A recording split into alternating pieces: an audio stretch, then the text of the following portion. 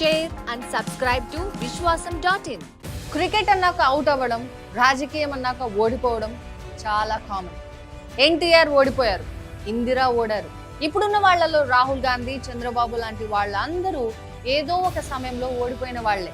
కానీ ఒకప్పుడు క్రికెట్ ని డాన్ బ్రాడ్మన్ ఎలాగైతే డామినేట్ చేశాడో, శాసించాడో, ప్రత్యర్థులు కూడా నోరెళ్లబెట్టి తన బ్యాటింగ్ చూసేలా చేశాడో, ఇప్పుడు రాజకీయాన్ని అలాగే, ఇంకా చెప్పాలంటే అంతకంటే ఎక్కువగా మోడీ శాసిస్తున్నారా? ఇక ముందు కూడా శాసిస్తారా? అసలు ఓటమి అనేదే లేకుండా మోడీ రాజకీయం ఉంటుంది, సాగుతుంది అనే మాట నిజమేనా? సాధ్యమేనా? చూద్దాం రండి. గుజరాత్ లో మోడీ ఓటమి లేనే లేని నాయకుడు. నిలిచిన ప్రతి ఎన్నికలోనూ గన్ షాట్ గా గెలిచిన రికార్డ్. ఇప్పటికీ గుజరాత్ మోడీ ముఖం చూసి, అదే చరిష్మా చూసి ఓటు వేస్తోంది అనుకోండి, అది వేరే విషయం. రాజకీయాల్లోకి నేరుగా దిగి ముఖ్యమంత్రి లాంటి బాధ్యతలు కొత్తగా అందుకొని, అందులోనూ కేశుభాయ్ లాంటి కాకలు తీరిన యోధుల్ని తట్టుకొని నిలబడమే కాదు, వరుసగా గెలవడం మోడీకి మాత్రమే సాధ్యమైంది.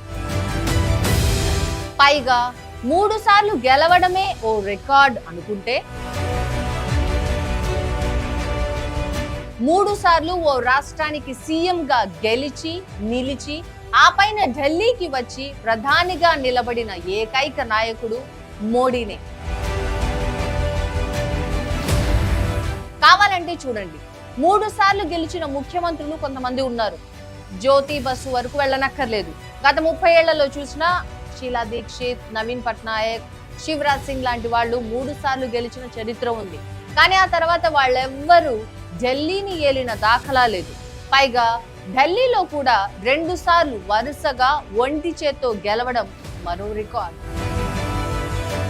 అంటే ఇప్పటి వరకు 5 ఎన్నికల్లో అన్ని ఆయనే అయి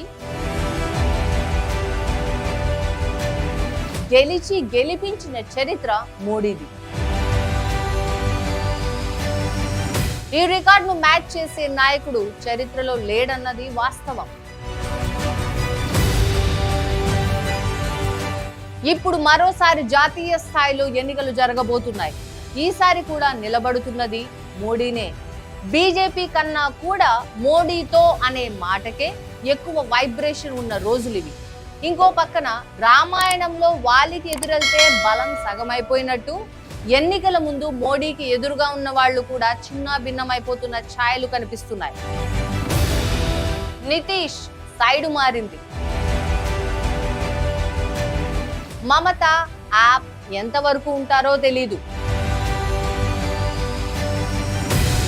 దిక్కుతోచని స్థితిలో కాంగ్రెస్. ఇలాంటి పరిస్థితుల్లో మోడీకి ఢిల్లీలో హ్యాట్రిక్ ఖాయంగా కనిపిస్తోంది. ఇప్పుడు మోడీ 74 ఏళ్లకు దగ్గరలో ఉన్నారు. మరోసారి గెలిస్తే 79 అవుతారు.